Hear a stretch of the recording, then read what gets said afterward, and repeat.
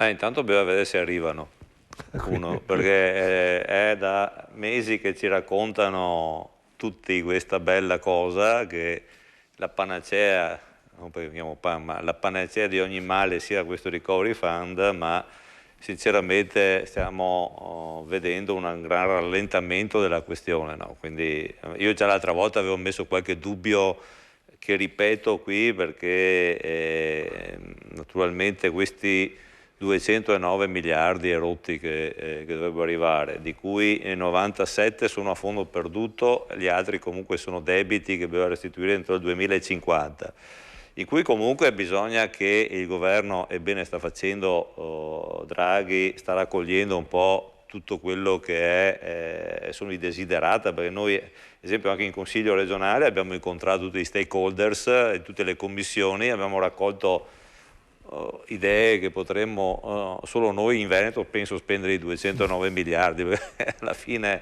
tutti sperano e pensano di avere una parte di questi fondi. È chiaro che ci sono tante cose che devono essere sistemate, abbiamo ospedali da sistemare in tutto il paese, abbiamo viabilità da sistemare, abbiamo le ferrovie, abbiamo i ponti, va bene, abbiamo fatto uno che è caduto sfortunatamente, ma se andiamo a vedere quanti ne abbiamo da sistemare sono centinaia, cioè quindi una rete anche infrastrutturale importante dal punto di vista logistico. Abbiamo il discorso poi di quelle che sono le reti internet e banda larga da portare in tutto il paese. Cioè, se andiamo a mettere dentro il libro tutto, io penso che in Europa mandiamo su un'enciclopedia che da scegliere ce n'è di robe da fare, io penso, no?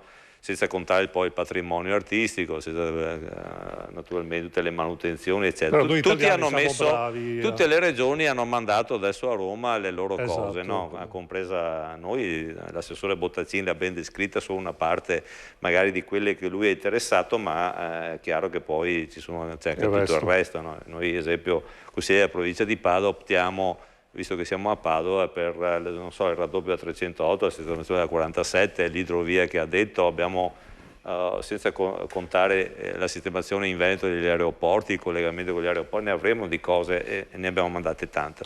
Ma come vengono poi spesi questi soldi? Perché poi l'Europa, allora una prima selezione la farà Draghi e il governo a Roma, quindi diranno questo sì, questo no, questo sì, questo no, e quindi dovranno scremare chiaramente tutto il listone, perché per arrivare alla spesa di 209 miliardi probabilmente dovremo mandare su dei progetti che siano cantierabili anche velocemente, che comunque sappiamo i mali di questo paese della burocrazia. Tutto il librone va a Bruxelles, deve essere approvato e tornare indietro con i propri finanziamenti, no? Quindi poi si deciderà quali finanziamenti in base a quello che arriverà a Roma, quali saranno destinati ai ministeri, perché anche i ministeri hanno raccolto centinaia di miliardi di progetti, mi risulta, e quindi sono quelli dei ministeri, sono quelli delle regioni, sono quelli delle province, i comuni, cioè,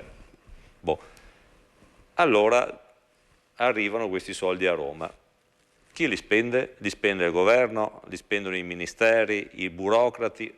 Quanti di questi finanziamenti arrivano alle regioni? Perché noi abbiamo parlato di autonomia, ma qui in Veneto noi vogliamo e vorremmo, visto che siamo i primi della classe in tante cose, compreso la spesa avanzamento di spesa nei finanziamenti europei, noi siamo la prima regione rispetto a tante altre, ma ci sono anche altre brave regioni, mi viene in mente l'Emilia Romagna, la Lombardia, ma poi man mano che scendiamo purtroppo questa capacità e velocità di spesa non c'è, addirittura ci sono delle regioni, adesso non voglio far nomi perché sennò dopo viene sempre fuori la differenza nord-sud, est-ovest, che comunque restituiscono fondi europei e non riescono a spendere. Quindi il problema è questo: quanti arrivano alle regioni, chi è deputato poi alla spesa e quindi chi fa l'autorità di gestione, cioè sia chi scrive i bandi, chi scrive, e poi naturalmente questi progetti devono essere, uno, progettati, portati all'esecutivo, cantierati i SAL 1, 2, 3, 4 e quindi i pagamenti poi rendicontati a Roma che li manda a Bruxelles. Quindi c'è una burocrazia su questo. Io spero che trovino un sistema che il governo Draghi, che Draghi conosce bene l'Europa, quindi l'Europa perché ci mette così tanta burocrazia noi?